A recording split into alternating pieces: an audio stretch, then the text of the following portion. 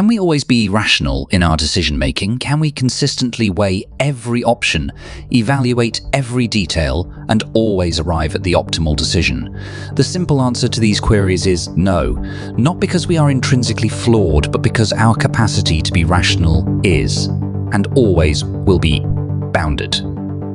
This is not a pessimistic outlook, but rather a realistic perspective delivered by the eminent political scientist and economist Herbert Simon. According to Simon, humans exhibit what he termed bounded rationality. This idea dashes the classical economic assumption that humans are perfectly rational beings making flawlessly optimal decisions. Instead, it argues that our rationality does not typically extend beyond our own limited knowledge and personal experiences. We are bound by constraints of time, information, and cognitive processing capacity. Let's take a closer look. Rationality is not a simple, one-size-fits-all attribute. It is a spectrum, one that sees us oscillating between absolute rationality at one end and complete irrationality at the other. But we dwell not on the extremes, rather in the middle ground, according to Simon.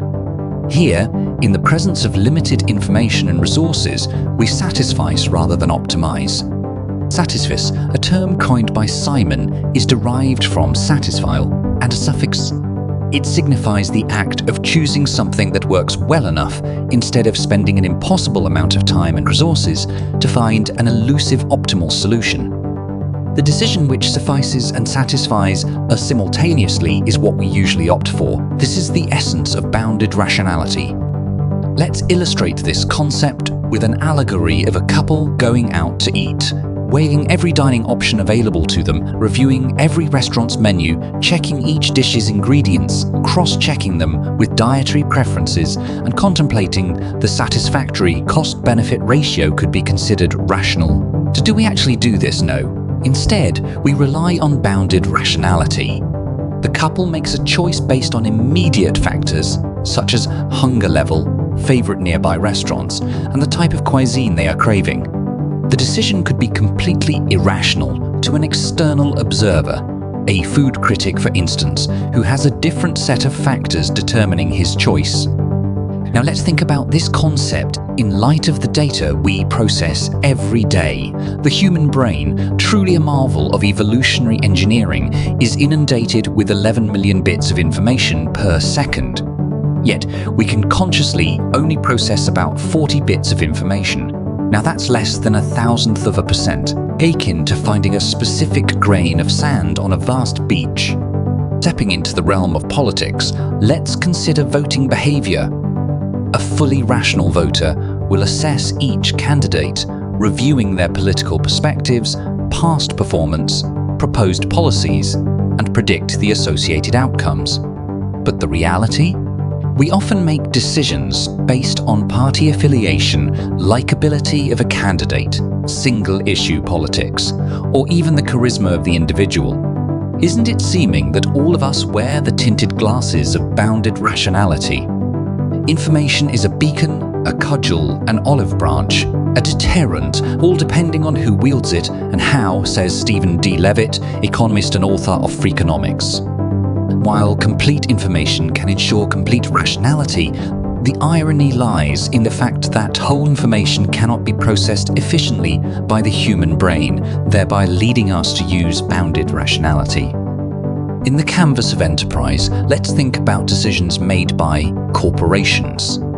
Theoretically, every decision made should maximize shareholder wealth. Instead, companies often make decisions that are good enough. They are guided by time constraints, the vast amount of data, budget restrictions, complexity of the problem, and cognitive limitations.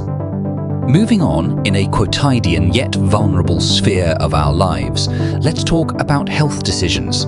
Suppose you fall sick and decide to visit a doctor, the seemingly rational choice to make. But what if you have a fear of doctors, or you simply decide to self-medicate? That's bounded rationality.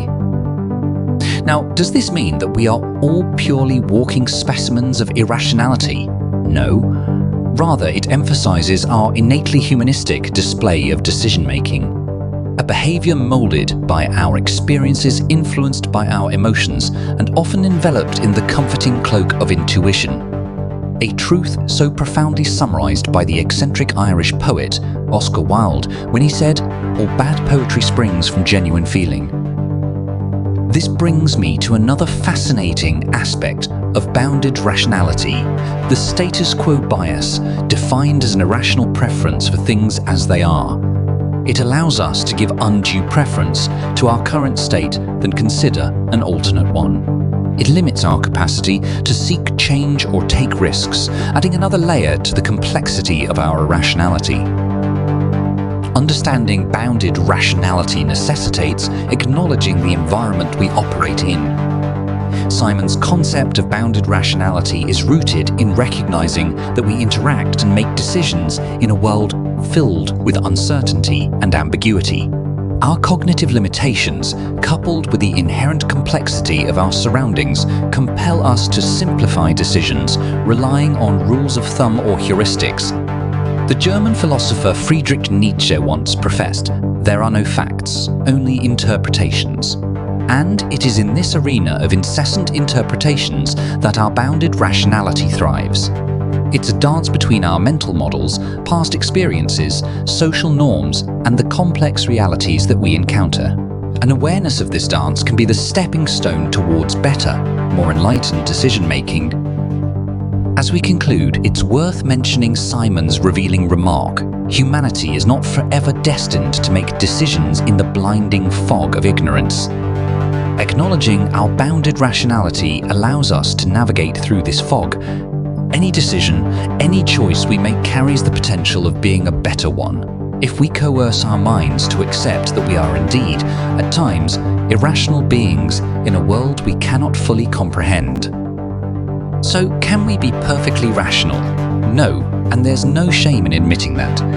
In fact, the beauty of our existence lies in our exquisite imperfections, our ability to confront our limitations and still make decisions that, while not perfect, are good enough.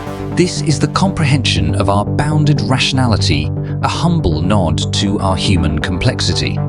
Perhaps we can remember the words of the philosopher Bertrand Russell as we navigate our path. The whole problem with the world is that fools and fanatics are always so certain of themselves, and wiser people so full of doubts. Let us be filled not with certainty, but with the doubt that leads us towards growth, understanding, and progress. And herein lies our beauty, our courage, our wisdom, in the bounded rationality of our very existence. The philosophy of life is amusing and paradoxical, isn't it? In our quest for being rational, we overestimate our capacity to process information and underrate the subtle influence of heuristics, emotions, prejudices, and stereotypes on our thought process. It begs the question, are we genuinely rational beings, or just satisficers graced with bounded rationality? As we continue to live our lives, we must take a mindful moment to recognize and accept these bounds to better understand ourselves, our decisions, and the world at large. After all, as Socrates said,